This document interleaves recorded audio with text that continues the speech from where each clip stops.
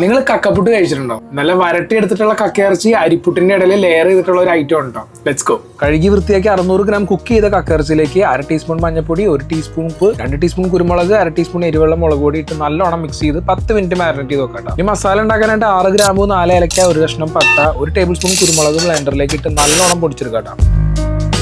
ഇനി 6 അല്ലി വെളുത്തുള്ളി, 2 കഷ്ണം ഇഞ്ചിയും കല്ലിലിട്ട് ചതച്ചെടുത്ത് വെക്കാം. ഇനി ഒരു പാനിലേക്ക് കുറച്ച് വെളിച്ചെണ്ണ ഒഴിച്ച് അതിലേക്ക് വേപ്പില ഇട്ട് 3-4 ചെറിയുള്ളി ഡൈസ് ചെയ്തും 1 സവാള ഡൈസ് ചെയ്തും ഇട്ട് കൊടുക്കാം.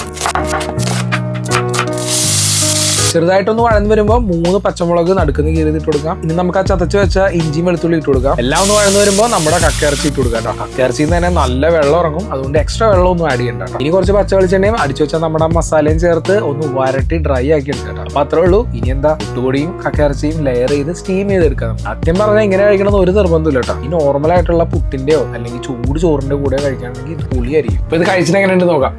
നല്ല ചൂട്, ലെയറൊക്കെ നല്ല അടിപൊളിയായിട്ട് വന്നിട്ടുണ്ട്. അടിപൊളി. അപ്പൊ എല്ലാവർക്കും വീഡിയോ ഇഷ്ടമായെന്ന് വിചാരിക്കുന്നു. അപ്പൊ പുതിയ റെസിപ്പി ആയിട്ട് നമുക്ക് അടുത്ത വീഡിയോയിൽ കാണാം. അപ്പൊ ശരി.